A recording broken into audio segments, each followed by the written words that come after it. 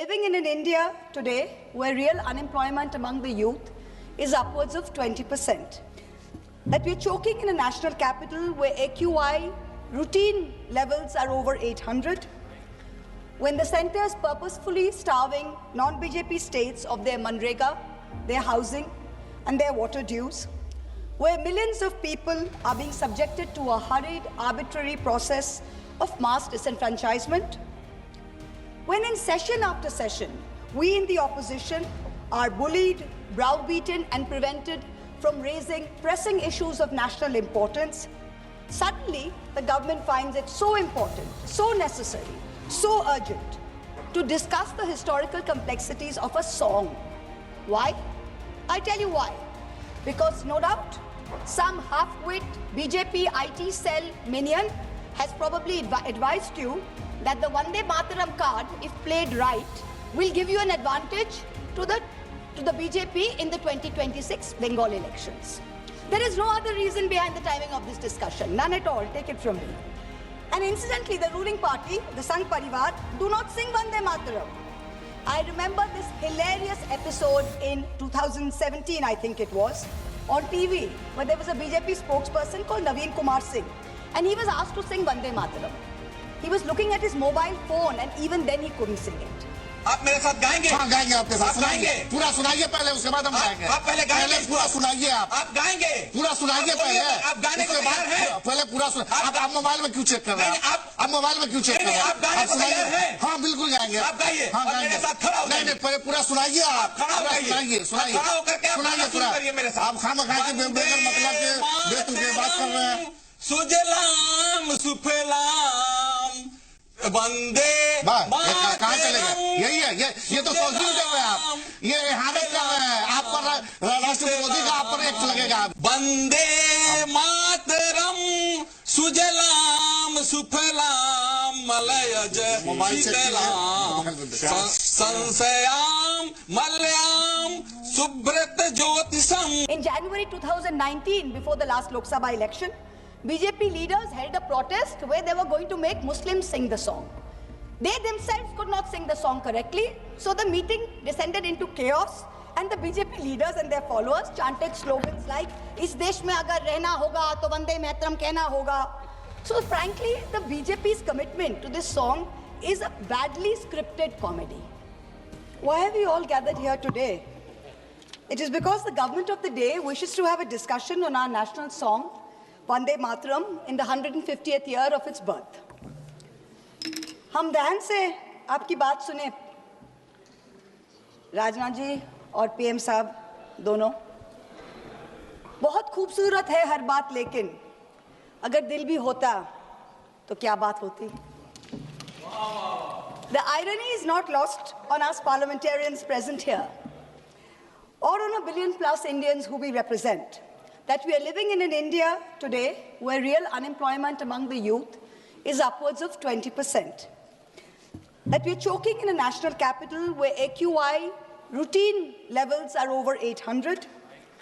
When the centre is purposefully starving non-BJP states of their Manrega, their housing and their water dues, where millions of people are being subjected to a hurried, arbitrary process of mass disenfranchisement, when in session after session, we in the opposition are bullied, browbeaten and prevented from raising pressing issues of national importance, suddenly the government finds it so important, so necessary, so urgent to discuss the historical complexities of a song.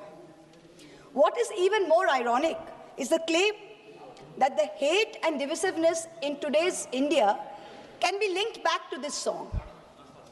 And by the way, just 2 weeks ago, on November 24th, 2025, the Rajya Sabha Parliamentary Bulletin published a section on parliamentary customs and conventions, where it explicitly informed all members that the decorum and the seriousness of the proceedings of the House requires that there should be no Jai Hind, Vande Mataram, or any other slogans raised in the House. So Vande Mataram, in your view, as of last week, placed on record in a parliamentary bulletin as a slogan that was both indecorous and non-serious. And yet, you suddenly want to discuss it for 10 hours in this House. Why? I'll tell you why. Because no doubt, some half-wit BJP IT cell minion has probably advised you that the Vande Mataram card, if played right, will give you an advantage to the BJP in the 2026 Bengal elections. There is no other reason behind the timing of this discussion, none at all, take it from me. But we are delighted. We are delighted not only to be able to get this fabulous opportunity to give you a lesson in history, but also to demonstrate to you that how delving into Vande Mataram will only prove how removed you are from the soul of Bengal, from the psyche of Bengal, and how our Ma will never be hostage to your narrow electoral goals. Yes. Let the history lesson begin. What do you say? Let it begin. Bankim Chandra Chattopadhyay's two-stanza hymn, Vande Mataram, was first published in the literary journal Bongo Darshan on November 7, 1875. At that time, there were no patriotic societies or nationalistic organizations to speak of in India, except for the Indian League in Calcutta, which was founded by some patriotic Bengalis, Shishir Ghosh, Anand Mohan Bose, Surendranath Banerjee, to rally public support against British colonial rule. The RSS and the BJP were nowhere in sight. The RSS was formed 50 years later, in 1925, and the BJP was formed 105 years later, in 1980. And incidentally, the ruling party, the Sangh Parivar, do not sing Vande Mataram. I remember this hilarious episode in 2017, I think it was, on TV, where there was a BJP spokesperson called Naveen Kumar Singh, and he was asked to sing Vande Mataram. He was looking at his mobile phone, and even then he couldn't sing it. Also, in August 2017, I remember a cabinet minister in the UP government, Baldev Singh Aulak, I think his name was, he was unable to correctly sing this song on a TV news show. In January 2019, before the last Lok Sabha election, BJP leaders held a protest where they were going to make Muslims sing the song. They themselves could not sing the song correctly, so the meeting descended into chaos, and the BJP leaders and their followers chanted slogans like, "Is desh mein agar rehna hoga, to Vande Mataram kehna hoga." So frankly, the BJP's commitment to this song is a badly scripted comedy. The British banned the use of this slogan, Vande Mataram, under the sedition laws, and banned its singing in any public place. When India's youngest freedom fighter, Bengal's brave son, Khudiram Bose, was led to the gallows in 1908, he had Vande Mataram on his lips. When in 1927, Ram Prasad Bismil walked to the gallows in Gorakhpur jail, when Ashfaqullah Khan walked to the gallows in Faizabad jail, they all had Vande Mataram on their lips. But this is the same slogan that the Rajya Sabha bulletin finds non-decorous and non-serious in the Rajya Sabha. Who in the BJP, who in the RSS, who in the treasury benches can claim even a tenuous link to the freedom struggle, that today you feel you are the guardians of Vande Mataram and will teach us Bengalis and the rest of India what its significance is? Out of 585 total prisoners in Andaman Cellular Jail, Kalapani, between 1909 and 1938, 68%, 398, were Bengali. The second largest contingent was from the Punjab, 95 revolutionaries.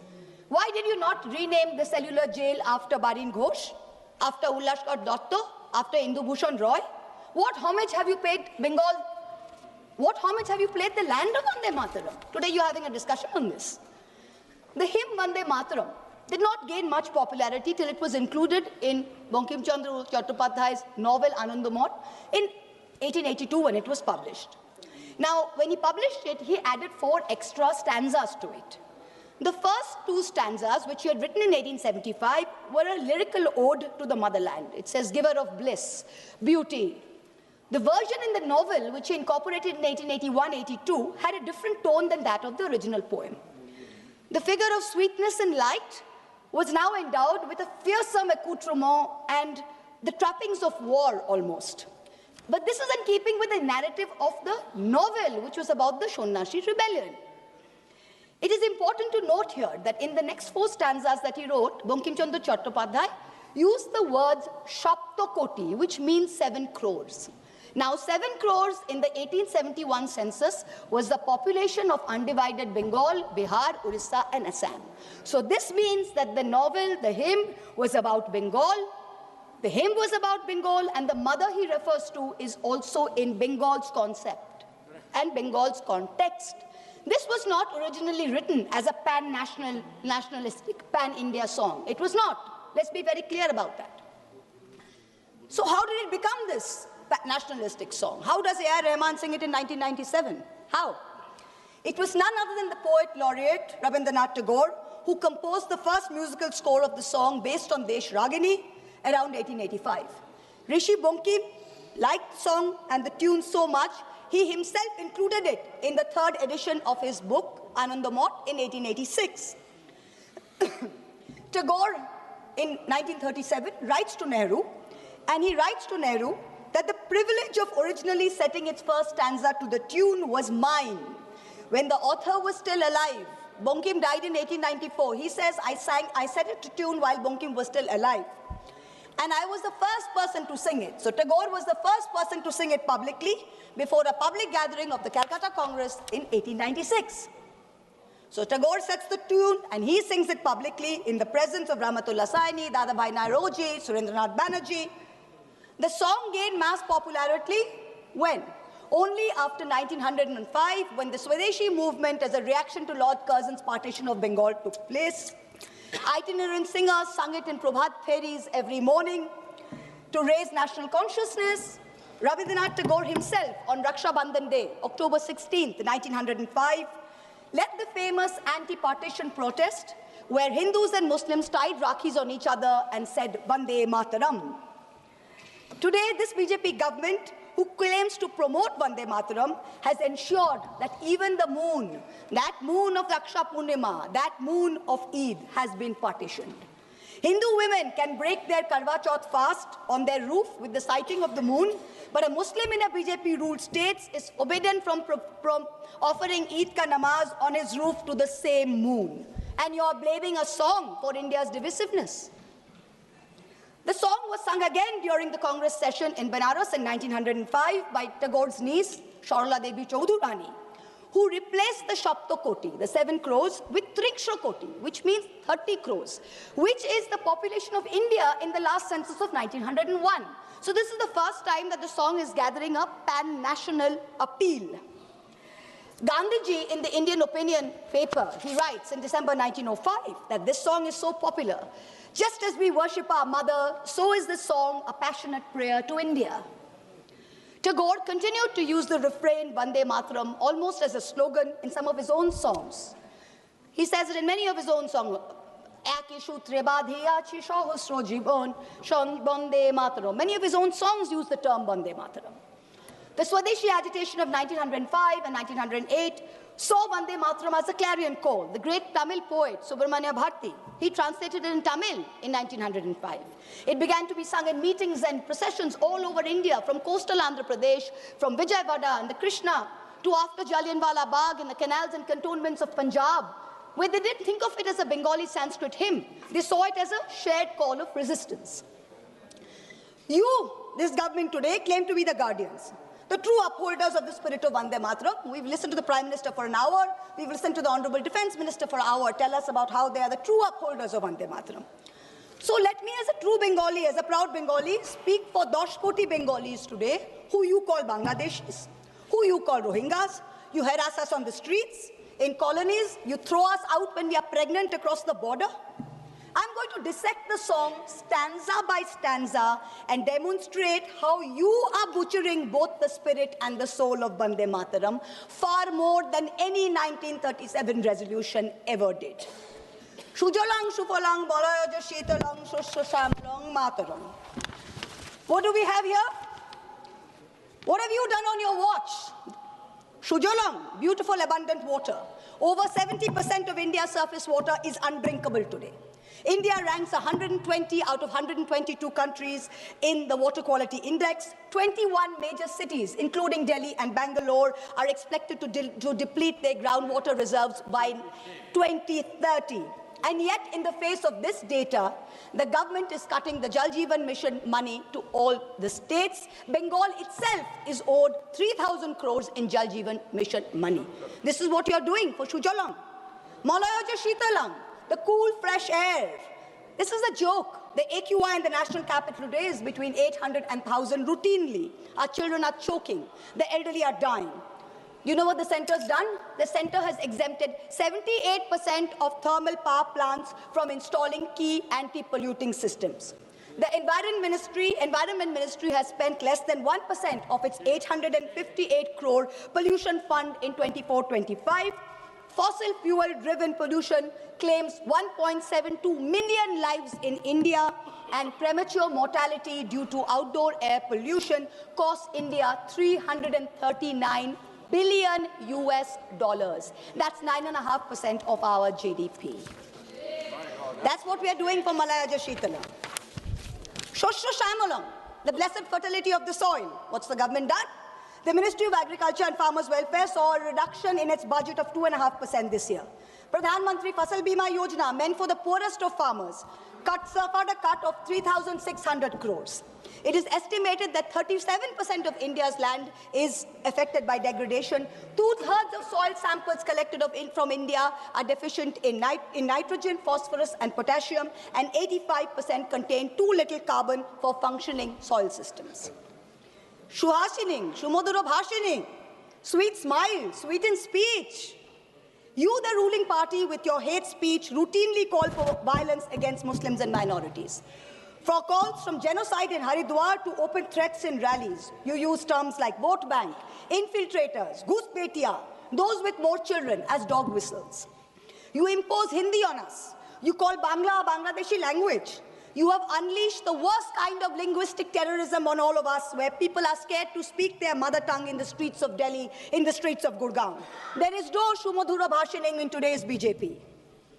Shukhodang, Borodang, Matarang, give us happiness. Today, an arbitrary, hurried exercise of your design is making the Election Commission force such work pressure that BLOs are committing suicide. And what does the Election Commission say to us? They say, oh, it's in the line of duty. They should be happy doing it. India is ranking 118 out of 147 countries in the 2025 World Happiness Report. To be a minority in India today is to be perpetually suspect, perpetually second class, and perpetually subordinate. Far from feeling happy, minorities are fearing the state instead of feeling protected by it. Tumi vidya, tumi dharmo. Sir, I have 22 minutes. Only two speakers. 1 minute. Time has to extend. Okay. Already we Tumi vidya, tumi dharmo. Let's talk about vidya first. Honorable members, we reached already 6 o'clock. I want to know the sense of the House. If the House decides, we can go on up to the discussion is over. Time can be extended. Time extended. Now you can speak. Tumi vidya, tumi dharmo. Let's talk about vidya first. Under this government, outlay for education is still at an abysmal 3.8%, far below the 6% envisaged by the NEP and far below other developed nations.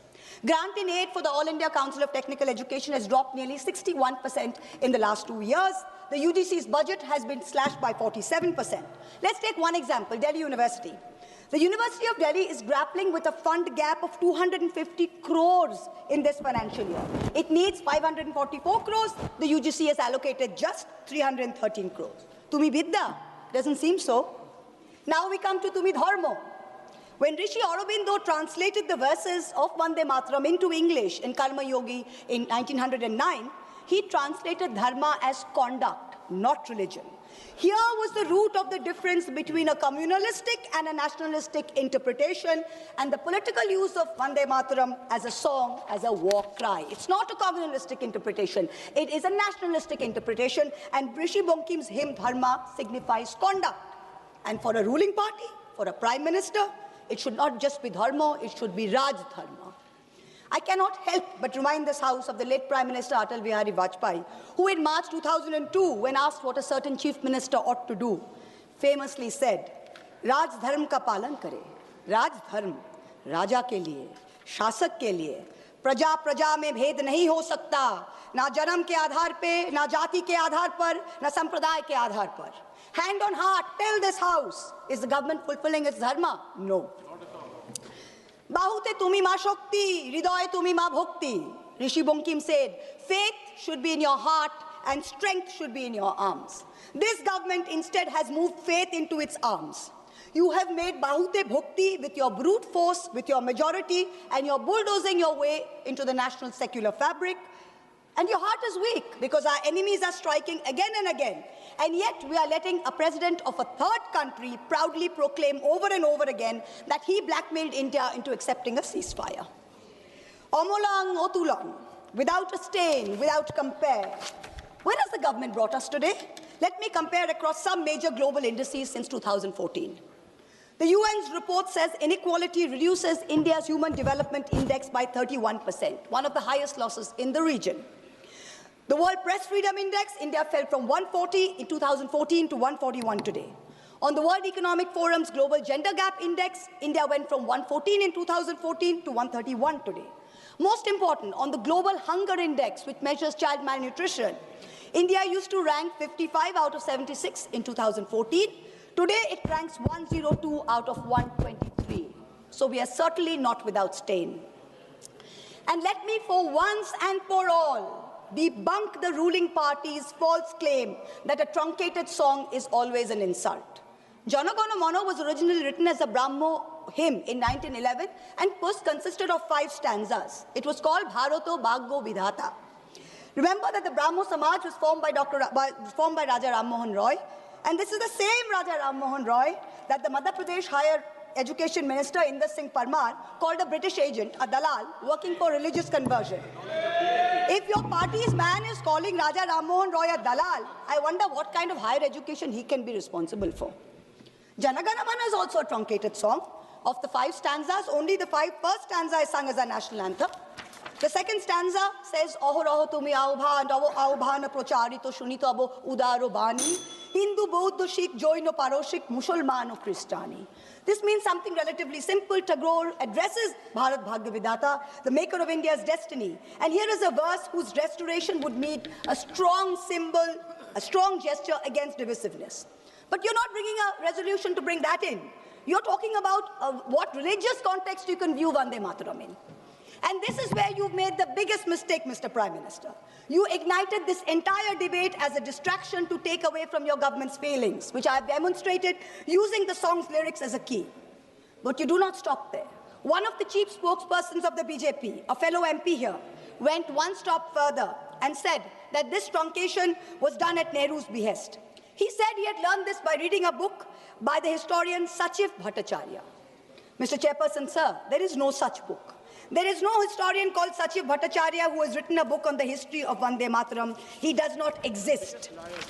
He does not exist, except in the fertile manure that constitutes the MP's imagination. There is a historian who has written a book about Vande Mataram, and his name is Shobboshachi Bhattacharya, not Sachiv Bhattacharya. The BJP dare not refer to this book, because if they do, they would have to admit that this very specific book says that the identity of the man who suggested that Vande Mataram be sung in a shortened version so as not to provoke divisive action is not Nehru. It is not Bose, it is Kavi Guru Rabindranath Tagore. So let's set the record straight. Bhattacharya is clear. First Subhash Bose, then the members of the Congress Working Committee, convening for the Calcutta session of the Congress in 1937, wrote to Tagore, asking him his views on the song. To his reply, Tagore wrote, "The core of Vande Mataram is a hymn to goddess Durga. This is plain, so there can be no debate about it. The novel Anandamath is a work of literature, and so the song is appropriate to it. But Parliament is a place of union for all religious groups, and there the song cannot be appropriate." On October 26, 1937, 3 days prior to the session, Gurudev wrote again to Nehru on this issue. And so he, with a special relation to Vande Mataram, suggested that the first 2 stanzas should be adopted, and his letter profoundly influenced the resolution. Please. Last para, sir. Last para. Please. Rishi Bankim was a highly complex mind, and Anandamath was not his final word on communal history. His last novel, Sitaram, imagines a Hindu realm founded by a heroic and idealistic king who defeats his Muslim adversaries. However, he comes to embody and exceed all the evil attributed to Muslim, and all his Hindu associates abandon him. So if you have the guts to get into the issue, target the man who very wisely edited the song. It was neither Nehru nor Bose, it was Rabindranath Tagore. Come. If you have the courage to withstand truth, come. fight an election in Bengal in 2026 by saying that Tagore Thank you. was responsible for dividing India. Let us see where that takes you. Tagore is the one who sang Vande Mataram publicly. He anchored it to our conscience of our nation. It was Bengal's clarion call. It is no jumla that the BJP can expropriate before an election. You try it and you will see what its consequences are. 10 crore Bengalis will rise, 20 crore arms to teach you the real meaning of Vande Mataram. Vande Mataram.